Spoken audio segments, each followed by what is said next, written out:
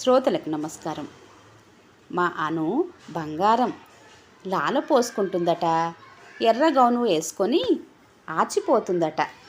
అలివేలు 2 ఏళ్ల మనవరాలు అనితతో ముద్దుగా మురిపెంగా మాట్లాడుతూ స్నానం చేయించేందుకు చేంజ్ టేబుల్ పైన పడుకోబెట్టి బట్టలు తీస్తుంది. అనిత కరుణ కడుపులో పడగానే అలివేలు తన కెరియర్కి అభిరుచులకు మంగళం పాడేసింది. అమెరికాలో ఉంటున్న కూతురు కరుణ కోసం స్వేచ్ఛగా సాఫీగా సాగిపోతున్న తన జీవితానికి స్వస్తి పలికి సప్త సముద్రాలు దాటి వచ్చేసింది. నెలకు 80,000 జీతం వచ్చే గెజిటెడ్ ర్యాంకు ప్రభుత్వ ఉద్యోగానికి రాజీనామా చేసి మరీ వచ్చేసింది. ఎంత సంపాదించినా తనకు ఉన్న ఒక్కగానొక్క సంతానం కరుణ కోసమే అయినప్పుడు, కరుణకు తన అవసరం ఉన్నప్పుడు పక్కన లేకపోవడంలో అమ్మగా తన జీవితానికే అర్థం లేదనుకుంది అలివేలు. కరుణ వేవిళ్లతో బాధపడుతూ తిండి సహించక నీరసిస్తుంటే తను ఇండియాలో సదుపాయంగా ఉద్యోగం చేస్తూ కులాసాగా ఉండటానికి అలివేలికి మనస్కంగీకరించలేదు. పతి జోడును ఎడబాసిన తనకు ఇక జీవితంలో మిగిలిన తోడు కరుణే కదా. సాఫ్ట్వేర్ ఉద్యోగిని అయిన కరుణ ముందు చూపుతో తల్లిని ఉద్యోగానికి పదవీ విరమణ చేసి రమ్మంది. ఇంకా 10 ఏళ్ల సర్వీసు ఉండగా రాజీనామా చేయటం అలివేలికి ఇష్టం లేకపోయినా మనసుకి సర్ది చెప్పుకొని రాజీనామా చేసేసింది. 10 ఏళ్ల తర్వాతైనా చేరవలసింది కూతురు దగ్గరికే అయినప్పుడు ఇప్పుడే కరుణ అవసరాలకు అక్కరకు రావటమే భావ్యమని భావించింది. కరుణకు 16 వారాల స్కాన్తోనే ఆడపిల్ల అని తెలిసింది. అది తెలిసిన అలివేలు కాలు నేల మీద ఆగలేదు. తొలిచూలు ఆడపిల్ల ఇంటికి మహాలక్ష్మి అని మురిసిపోతూ పుట్టబోయే మనవరాలికి వెంటనే మెడలో చిన్ని గొలుసు, చేతులకు చిట్టి కంకణాలు, చెవులకు బుజ్జి బుట్ట లాలూకులు చేయించింది. కరుణ తర్వాత తను ఇంట పుట్టే తొలి పసిబిడ్డ మరి. ఇంకా ప్రపంచంలోకి అడుగు మోపని బంగారు తల్లి ఊహ ఇండియాలో క్షణం నిలబడనీయలేదు అలివేలుని. కరుణ గర్భం 6 నెలలు నిండేసరికి ఆఫీస్లో ఫెన్షన్ విషయాలు చక్కదిద్దుకొని మూటా ముల్లే సర్దుకొని అలివేలు అమెరికాలో వాలిపోయింది. వచ్చింది మొదలు కూతురు కావాలన్నది. అల్లుడు గోపికి నచ్చింది వండి పెడుతూ ఇంటి పని, వంట పని, తోట పని సర్వం ఒంటి చేత్తో చక్కబెడుతూ తన సొంత ఇల్లే అనే భావనలో సంతృప్తిగా ఉంది. కరుణకు 3 నెలల పాటు చూలింత సేవ, ఆ తర్వాత బాలింత సేవతో పాటు పసిదాని ఆలనా పాలనతో ఊపిరి సలపని పని ఒత్తిడిలో క్షణం తీరిక లేకుండా అలివేలు ఎంతో అంకిత భావంతో బాధ్యతగా ప్రేమతో మసులుకుంటూ శక్తికి మించి శ్రమ పడింది. కరుణ అలివేలుకి గ్రీన్ కార్డుకి దరఖాస్తు పెడితే ఎంతో సంతోషించింది.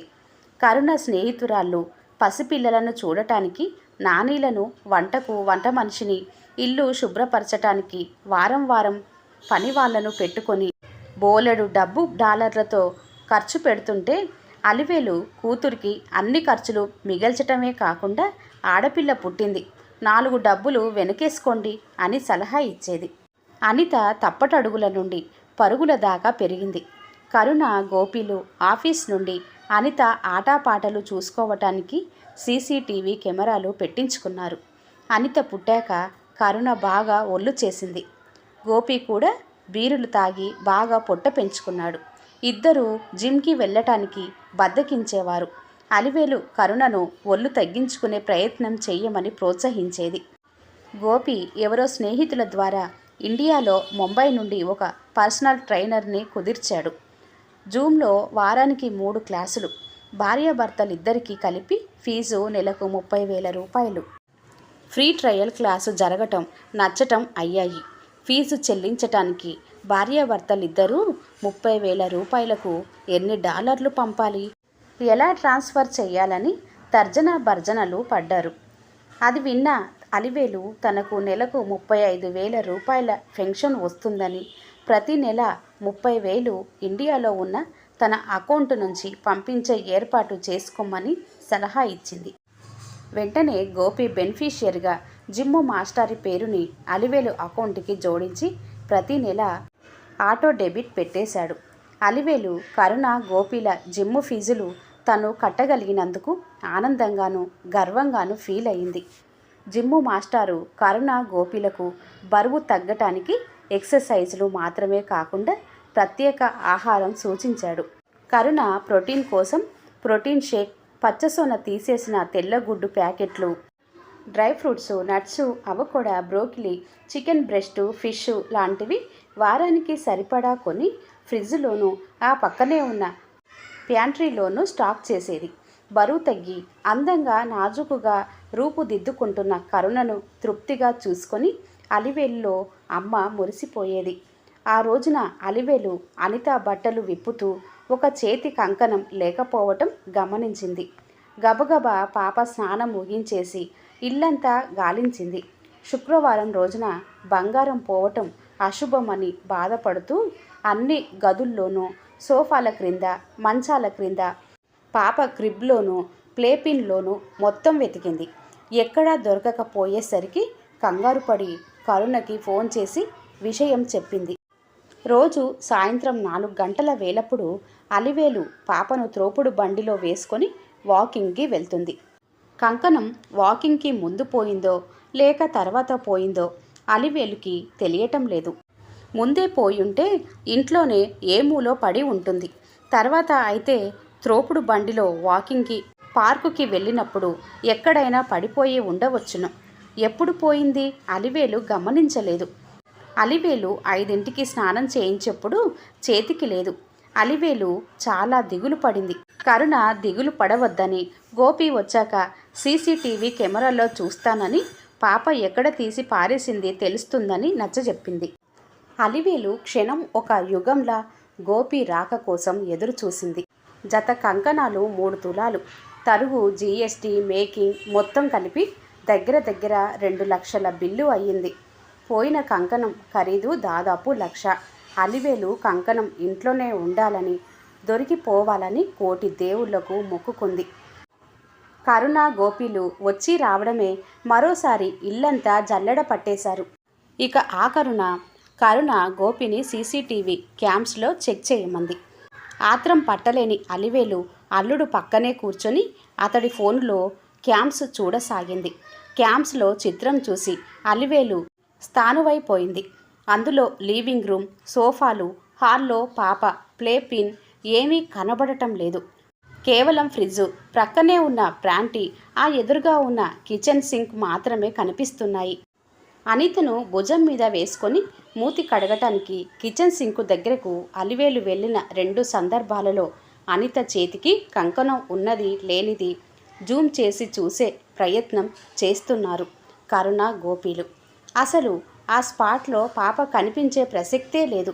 మరి కెమెరా అటెందుకు ఫేస్ చేసి పెట్టినట్లు ఆలోచించే కొద్దీ అలివేలు కాళ్ళ కింద భూమి కంపించినట్టయింది. తన వాళ్ళనుకొని తన సర్వస్వాన్ని దారపోసిన వాళ్ళ దృష్టిలో తన విలువెంతో, తన బ్రతుకు ఎంత హీనమైపోయిందో తెలిసాక అలివేలును నైరాశ్యం, నిర్లిప్తత, వైరాగ్యం, విరక్తి ఆవహించేశాయి. తన గురించి అంత నీచంగా ఆలోచిస్తున్నారని తెలిసాక ఇంత అవమానాన్ని భరిస్తూ బ్రతకటం ఎలా?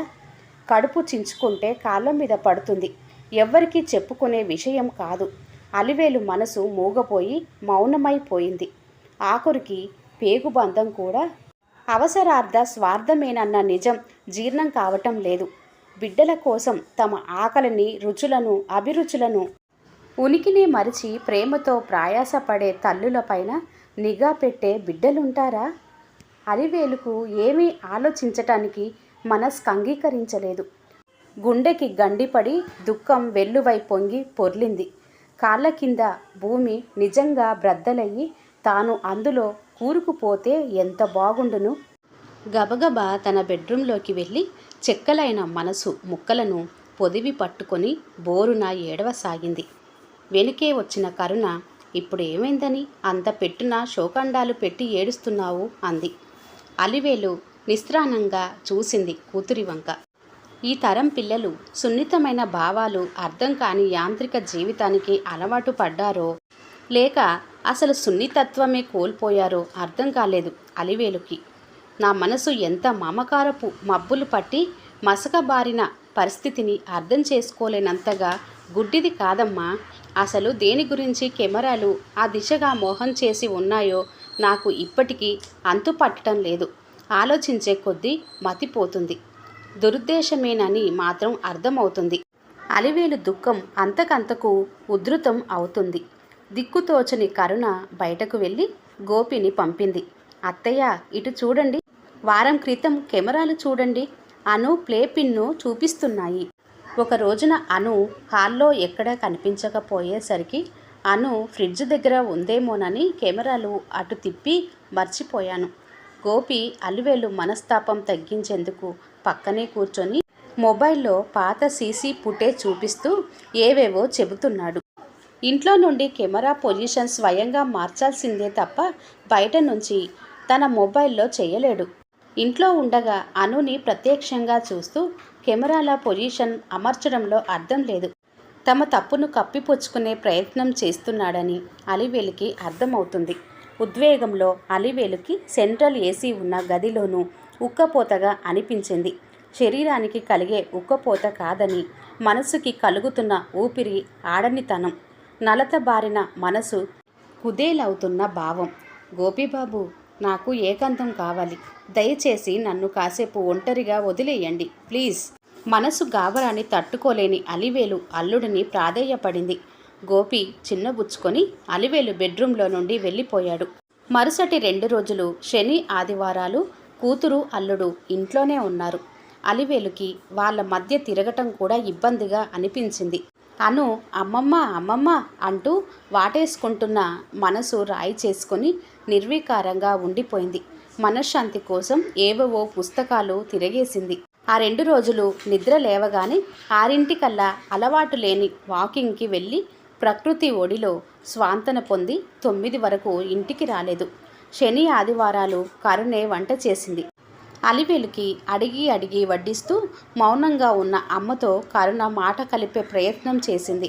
అను పసి నవ్వుల్లో అలివేలు కరిగి కరుణిస్తుందని అనుని అమ్మమ్మ దగ్గరికి వెళ్ళమని ప్రేరేపించింది కరుణ. ఏ సైతాను తల మీదకెక్కి ఆ కెమెరాలను అలా పెట్టించిందో కానీ కరుణ గోపీలు పశ్చాత్తాపంతో బాధపడని క్షణం లేదు. 2 రోజుల్లో అలివేలు 10 లంకనాలు చేసినట్టు అయిపోయింది. మనోవ్యధతో ఆమెకు తిండి సహించటం లేదు. తను తన కన్నా కూడా అమితంగా ప్రేమించిన తన కూతురి నుండి జరిగిన అవమానాన్ని తట్టుకోలేకపోతుంది. ఎంత సర్ది చెప్పుకున్నా మర్చిపోలేకపోతుంది. నిత్యం తన ప్రేమ చెమరింతలో తడిసిన ఆ పూలవనం ఇప్పుడు ముళ్ళ కంపలా ఉంది అలివేలుకి.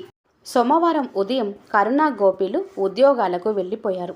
ఇది వరకు అలివేలు చకచకా ప్రొద్దున్నే లేచి వంట చేసేసి ఇద్దరికి లంచ్ ప్యాక్ చేసేది. అలవాటుగా లేచిన ఆ రోజు మంచం దిగలేదు. అను గొంతు విని లేచి వెళ్ళింది. పాపకి పాలు పట్టి న్యాపి మార్చి స్నానం చేయించింది. యథావిధిగా అల్పాహారం చేసి తినిపించింది. అమ్మమ్మకి ఊరటనిచ్చిన పాప కాసేపటికి మళ్ళీ పడుకుంది. ప్రేమ పాశం ఒకవైపు, వైరాగ్యం మరోవైపు, ప్రేగుబంధం ఒకవైపు, అనుబంధ విరక్తి మరోవైపు, మమకారం ఒకవైపు, నిర్వికారం మరోవైపు. అలివేలు మనసులో తర్జన భర్జనలు జరుగుతున్నాయి. కుటుంబ ప్రేమ ఎరలో ఎప్పుడూ చిక్కడి ఉండే సాధుజీవి అలివేలు. అలాంటి తను మైనం లాంటి మనసును రాయి చేసుకొని చేతిలోకి ఫోన్ తీసుకుంది. గూగుల్ చేసి కొన్ని నెంబర్లు రాసుకుంది. 2-3 నెంబర్లకు ఫోన్ కలిపింది. 2-3 మాట్లాడింది. చాలా ఎంక్వైరీలు చేసింది. బ్యాగ్లో నుండి ఇంటర్నేషనల్ క్రెడిట్ కార్డు తీసుకుంది. కార్డు వివరాలన్నీ ఫోన్లో ఇచ్చిన తర్వాత తన మెయిల్ చెక్ చేసుకుంది. మెయిల్ అందినట్లు అవతలి వారికి చెప్పి ఫోన్ పెట్టేసింది. అలివేలు గుండె భారం తేలికయింది. ఆ సాయంత్రం కరుణ గోపీలు ఆఫీస్ నుండి రాగానే అదే రాత్రి 11 గంటల ఫ్లైట్కి తను ఇండియా వెళ్తున్నట్టు మరో అరగంటలో క్యాబ్ బుక్ చేయమని గోపికి చెప్పింది. అను ఎలా అమ్మా? ఊహించని సంఘటనకి కరుణ నిలువున కుప్పకూలిపోయింది. అమ్మలేని తన ఇంటిని ఊహించే కొద్దీ భయకంపితురాలైంది కరుణ. దిమ్మరపోయిన గోపి అవక్కైపోయాడు. పొరపాటు జరిగిపోయిందమ్మా. ఈ ఒక్క తప్పిదాన్ని మన్నించు. కనీసం అను కోసమైనా నీ నిర్ణయం మార్చుకో. కన్నీరు మున్నీరుగా విలపిస్తూ కరుణ ప్రాధేయపడింది. బయటకు పొంగకుండా శాసించిన కన్నీళ్ళు భయంతో అలివేలు కళ్ళల్లోనే ఇంకిపోయాయి. ఉద్యోగానికి కూడా రాజీనామా చేశావు. ఇండియాలో ఏం చేస్తావమ్మా? ప్లీజ్ నన్ను క్షమించమ్మా. కరుణ అలివేలు కాళ్ళ మీద పడిపోయింది. కూతురి కన్నీటికి తనలోని అమ్మతనం ఎక్కడ కరిగిపోతుందోనని ఆందోళన పడింది అలివేలు. కాఠిన్యాన్ని కొంత అరువు తెచ్చుకొని, లేదమ్మా, నాకు ఇప్పుడు అర్జెంటుగా వాతావరణం మార్పు కావాలి. కొంతకాలం ఆగి మళ్ళీ వస్తాన్లే అంది అభావంగా. అత్తగారి నిర్ణయానికి తిరుగులేదని గ్రహించిన గోపి ఆమె సర్దుకున్న సూట్ కేసులను కారులో పెట్టాడు. అనుని ఓసారి గుండెలకు హత్తుకొని నుదుటి మీద ముద్దు పెట్టుకొని వెళ్ళి నిర్లిప్తంగా కారులో కూర్చుంది అలివేలు. శూన్యంలోకి ఎగురుతున్న విమానంలో శూన్యమైన మనసుతో నిర్వికారంగా అనుకుంది అలివేలు. తల్లి ప్రేమ ఎంత అన్కండిషనల్ అయినా తన ఉనికిని కోల్పోయేంత, తమ అస్తిత్వాన్ని సైతం సమాధి చేసుకునేంత ఉండకూడదు. బిడ్డలను ఎంత బేషరతుగా ప్రేమించినా తమ బ్రతుకు కడతేరిపోయే వరకు తమదంటూ కొంత జీవితాన్ని, వ్యక్తిత్వాన్ని ఉంచుకోవాలి. తమకంటూ కొంత సమయాన్ని కేటాయించుకోవాలి. ఈ కథ ఇంతటితో సమాప్తం అండి. కథ పేరు అస్తిత్వం. రచన ఝాన్సీ కొప్పిశెట్టి గారు.